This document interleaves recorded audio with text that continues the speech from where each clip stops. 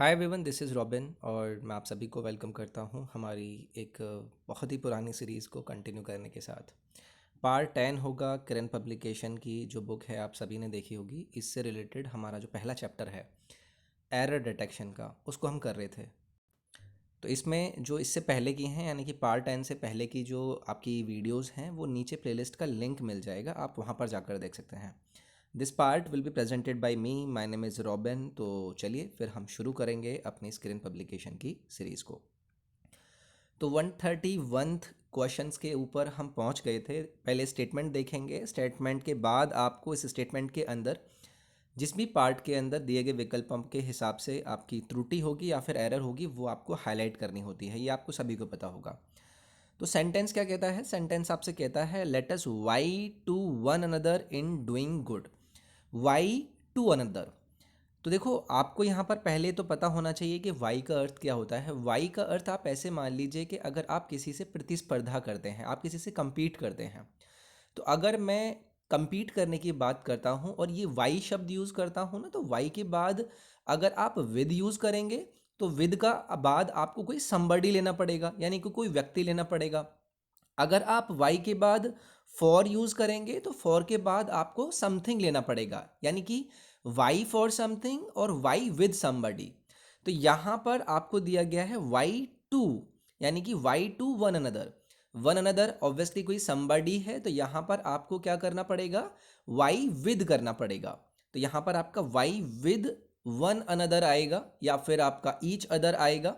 ये आपको यहाँ पर देखना था। प्रेपोजिशन से रिलेटेड यहाँ पर आपकी ये एरर होगी, यानी कि ऑप्शन नंबर आपका क्या हो जाएगा?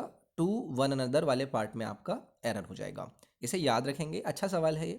आगे बढ़ते हैं। आगे पूछा जा रहा है आपसे, पहले स्टेटमेंट को पढ़ेंगे। He walked till the end of the street. He walked till the end of the street. देखो यहाँ पर ये जो आपको टिल दिया गया है ना, इसकी जगह पर आपको यूज़ करना पड़ेगा टू। अब देखो, टिल की अगर हम बात करते हैं ना, तो टिल का एक आप ऐसे मान लीजिए कि अनटिल, यानी कि किसी समय तक की हम बात कर रहे हैं। Up to the time of something, यानी कि किसी समय तक अगर मैं टिल यूज करता हूं। अगर मैं टू यूज करूंगा तो टू क्या दिखाएगा? मुझे किसी की तरफ का इशारा करेगा। जैसे मैं आपसे एक स्टेटमेंट यूज करता हूं, he went to the city. तो मैंने क्या किया? वो सिटी की तरफ गया। अगर मैं आपसे बोलूंगा कि उसको स्ट्रीट के एंड की तरफ जाना है, तो क्या मुझे टू यूज करना पड़ेगा या मुझे वहां पर टाइम यूज करना पड़ेगा? मुझे टू यूज करना पड़ेगा। तो यानी कि सेकेंड पार्ट में सेंटेंस के आपका एरर हो जाएगा, याद रखेंगे। अगला सवाल है, स्टेटमेंट पढ़ेंगे। स्टेटमेंट आपको दिया जाता है the article suggest that when a person is under unusual stress you should be specially careful to eat a well balanced diet. तो सवाल का यानी कि स्टेटमेंट का अर्थ तो देखो आपको समझ में आ गया होगा कि जो आर्टिकल है वो सजेस्ट करता है कि जब कोई व्यक्ति किसी अनयूजुअल स्ट्रेस के अंदर रहता है तो उसको अपनी वेल बैलेंस्ड डाइट के ऊपर केयरफुल रहना होता है। अब देखो, इस सवाल को अगर आप ध्यान से देखेंगे ना, तो यहाँ पर सेकंड पार्ट के अंदर आप आइए, you should be specially careful. You should be carefully, carefully क्या देखा है? Specially careful. तो स्पेशली केयरफुल के आपको यहाँ पर देखना होगा कि क्या ये आपको करेक्टली यहाँ पर विजुलाइज करा पाएगा या नहीं करा पाएगा। ठीक है, तो यहाँ पर अगर मैं आपको दिखाऊं कि आपको दिया गया when a person is under unusual state you should be specially careful, तो आपको यू यूज नहीं करना पड़ेगा। ठीक है, आपने अ पर्सन यहाँ पर यूज किया था। अ पर्सन आपका सब्जेक्ट था। अ पर्सन के हिसाब से आपको यहाँ पर उसका नेक्स्ट पार्ट यूज करना पड़ेगा। तो या तो आप इसको ही यूज कीजिए या इसको आप शी यूज कीजिए। दैट ही और she should be specially careful to eat a well balance diet. तो यहाँ पर आपको थोड़ा सा सेकंड पर्सन जो होता है उसका यूज सही से करना था। तो यू की जगह पर आपका या तो ही आएगा या शी आएगा। सेकंड पार्ट के अंदर आपका एरर हो जाएगा। अगला स्टेटमेंट क्या कहता है? The results of the survey were Fairlie disappointing. तो मैंने आपसे जो भी स्टेटमेंट यहाँ पर यूज़ किया है वो आपको थोड़ा सा देखना है। आपको यहाँ पर बस एक शब्द यूज़ किया गया है, फेयरली डिसअपॉइंटिंग। अब देखो, अगर आपको फेयरली का अर्थ पता होगा ना, तो आप समझ जाएंगे कि यार ये फेयरली का जो हमने यूज़ किया है ना, वो गलत यूज़ किया है। फेयरली का अर्थ होता है ऑनेस्टली। ठीक है, अगर आप किसी से बोल रहे हैं कि आप भाई किसी सही फेयर तरीके से, रीजनेबल तरीके से किसी बात को कहना चाह रहे हैं, मतलब आप वहाँ पर यूज़ करते हैं फेयरली। तो क्या मुझे डिसअपॉइंटिंग के पहले फेयरली यूज़ करना चाहिए कि भाई आप बहुत ऑनेस्टली तरीके से डिसअपॉइंटेड हैं?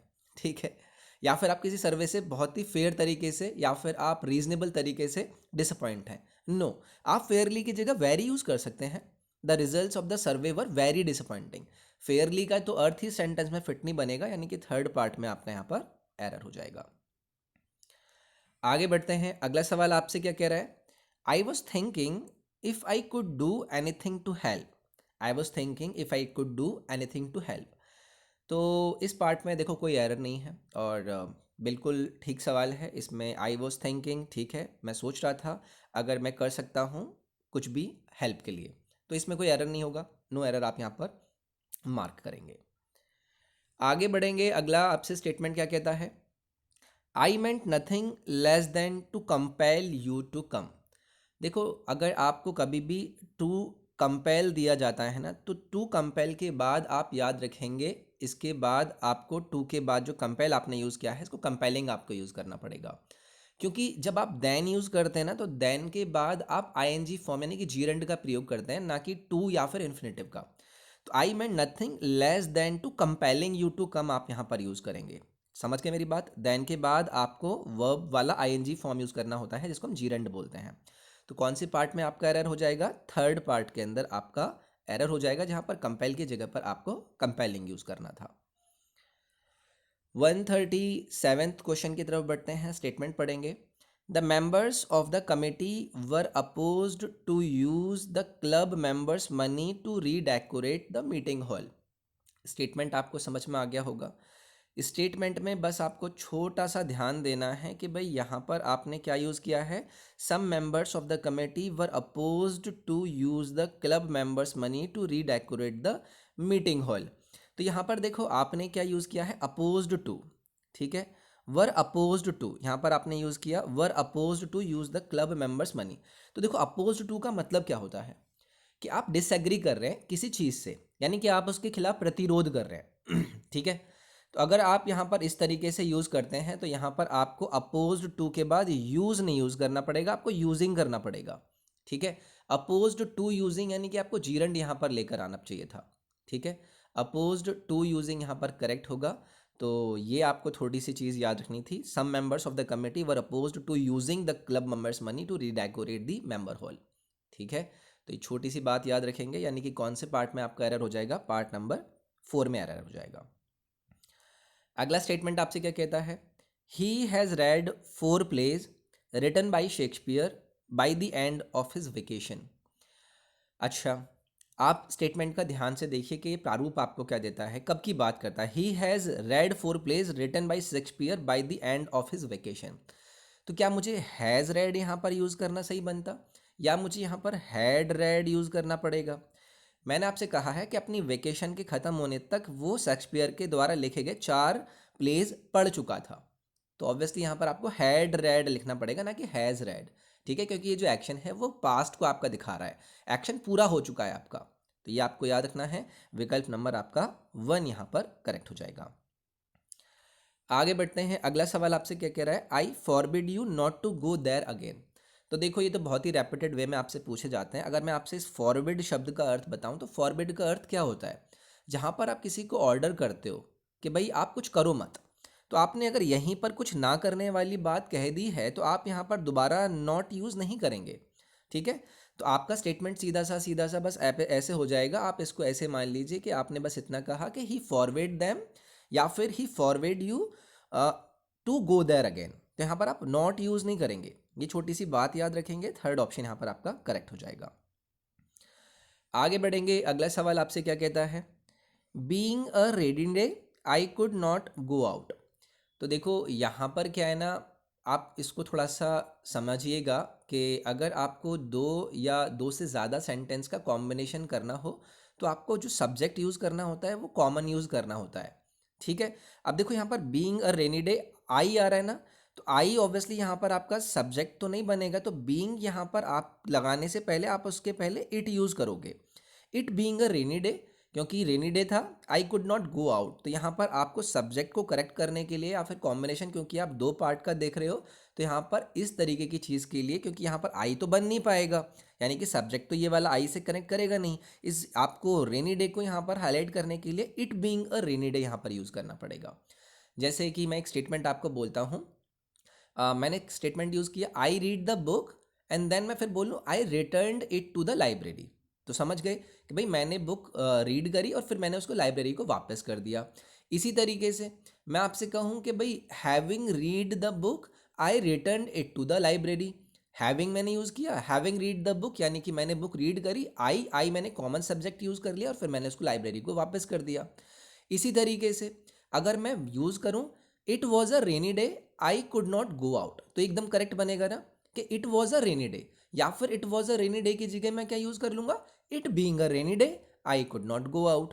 तो छोटी सी चीज़ आपको यहाँ पर समझनी थी। यहाँ पर रेनी डे को हाईलाइट करने के लिए बीइंग से पहले आपको इट लगाना पड़ेगा। आगे बढ़ेंगे। He is capable to do this within the stipulated period. बहुत ही आसान सा है। केपेबल ऑफ डूइंग होता है, ना कि केपेबल टू डू, क्योंकि केपेबल क्या है, एडजेक्टिव है और इसके साथ ऑफ प्रपोजिशन आप यूज़ करोगे और उसके बाद आप क्या यूज़ करोगे, जीरेंड यूज़ करोगे। तो यहाँ पर आपका आ जाएगा केपेबल ऑफ डूइंग समथिंग। तो यहाँ पर आपका सेकेंड पार्ट में क्या हो जाएगा, एरर हो जाएगा, इसमें ज़्यादा टाइम नहीं लगाएंगे।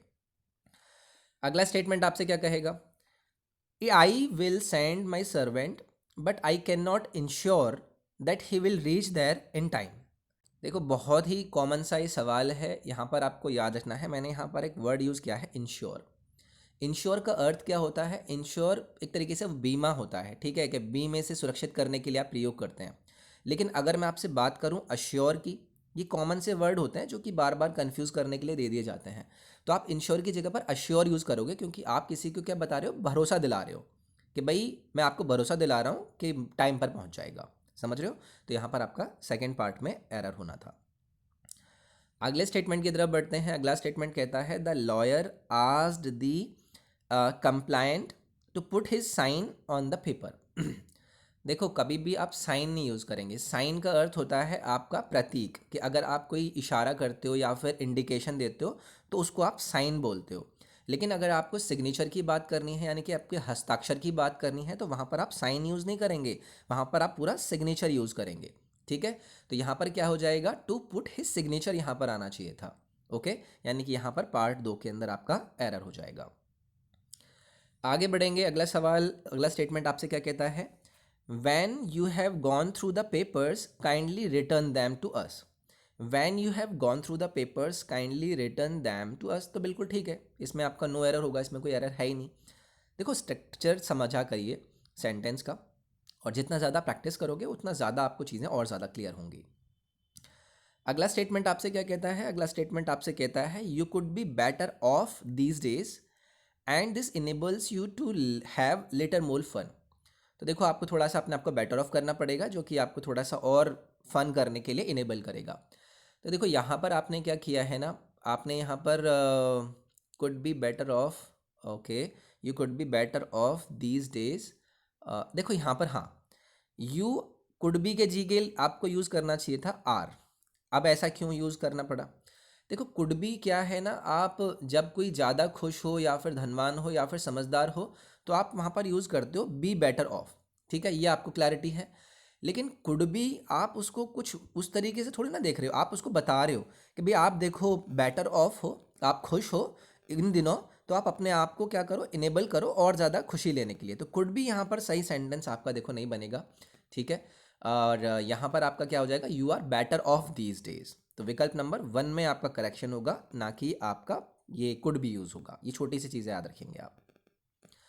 अगला स्टेटमेंट आपको क्या बोला जा रहा है, in the wholesale shop they do not sell fewer than 10 bags of rice. देखो ये तो आपने बहुत बार सुन रखा होगा। आपको फ्यूअर की जगह पर क्या यूज़ करना होगा, लेस यूज़ करना होगा। ठीक है, ये आप पढ़ते होंगे। और ये अनकाउंटेबल नाउन के साथ आपको प्रयोग करना होता है, जो कि अगर आपको एक कम मात्रा की तरफ आपको किसी को इंडिकेशन करना हो। ठीक है, तो ये आपको याद रखना था। यहाँ पर आपका less than 10 bags of rice हो जाएगा, इसमें दिक्कत नहीं होनी चाहिए। थर्ड विकल्प आपका यहाँ पर एरर होला होगा। आगे बढ़ेंगे। अगला सवाल आपसे क्या कहता है, द पीरियड बिटवीन 1980 टू 1990। देखो ये एकदम आसान है। अगर कभी भी आपको बिटवीन दिया जाए और उसके बाद पीरियड की बात करी जाए तो ट्रू मत यूज़ करिए, बिटवीन 1980 एंड 1990 यूज़ करना है आपको। ठीक है, तो ये चीज़ आप याद रखिए। अगर आपको यहाँ पर बिटवीन की जगह फ्रॉम दिया गया होता तो फिर आप टू यूज़ कर सकते थे, लेकिन आपको बिटवीन दिया गया, उसके बाद बिटवीन का मतलब 90 80 और 90 90 के बीच में की बात कर रहे होते आप। अगर आप फ्रॉम लगाते बिटवीन की जगह पर तो आप टू यूज़ कर सकते थे। जैसे मैं एक स्टेटमेंट आपको यूज़ करता हूँ, we shuttled between New York and Chicago, ठीक है। या फिर मैं आपसे बोलूँ we are open from 8 AM to 7 PM, तो फ्रॉम लगाया तो मैंने टू यूज़ किया, बिटवीन लगाया तो मैंने एंड यूज़ किया। ये छोटी सी बात याद रखेंगे आप। अगला स्टेटमेंट देखते हैं। अगला स्टेटमेंट क्या कहता है, he is not the fastest bowler in the Indian team, is not ही। तो देखो ये तो बहुत ही ज़्यादा आपके क्वेश्चन टैग टाइप के सवाल हो गए, और इज़ंट ही नहीं आएगा आपका यहाँ पर। सीधा सीधा आपको क्या यूज़ करना है, इज़ ही यूज़ करना है, ठीक है। क्योंकि ऑब्वियसली आपने यहाँ पर पहले जो नेगेटिव वाक्य है वो यूज़ कर लिया है, तो लास्ट में आपको पॉजिटिव वाक्य यूज़ करना होता है। ये बहुत ही आसान सा कॉन्सेप्ट होता है, याद रखेंगे। अगले स्टेटमेंट की तरफ बढ़ेंगे। I went into the bank and withdrew some money. तो यार आपको इनटू लगाना चाहिए या टू लगाना चाहिए, ये तो बहुत ही कॉमन सा आपका सवाल है। I went to the bank आप यहाँ पर यूज़ करेंगे अगर आप की तरफ बता रहे हैं, ठीक है। इनटू का मतलब होता है अगर आप अंदर की तरफ इशारा कर रहे होते हैं। तो I went to the bank यहाँ पर आपका करेक्ट हो जाएगा, यानी कि पहले पार्ट में आपका एरर होना था। अगला स्टेटमेंट आपसे कह रहा है we received much help from the neighbours. We received much help from the labours, labours नहीं नेबर्स। तो देखो यहाँ पर अ लॉट ऑफ आप यूज़ कर लीजिए या फिर लॉट्स ऑफ यूज़ कर लीजिए, मच यूज़ नहीं करेंगे यहाँ पर, ठीक है।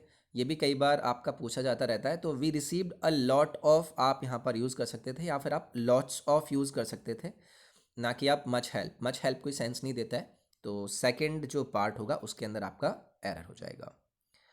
तो ठीक है, ये वीडियो के अंदर इतना ही। ऐसी 20-20 सवालों को कैरी करते हुए हम आपके डेली लेकर आते रहेंगे, और ये जो रूल्स होते हैं ना आपके, इन्हीं को बार बार घुमा फिरा कर पूछता जाता जाता रहता है एसएससी के एग्ज़ाम्स में, ठीक है। बाकी आप चैनल को ज़रूर सब्सक्राइब कर लीजिएगा, लाइक कर लीजिएगा, और अपने किसी फ्रेंड के साथ शेयर करना चाहते हैं तो शेयर कर लीजिएगा। हम मिलेंगे आपसे नेक्स्ट वीडियो में। अपना ख्याल रखिए, टेक केयर।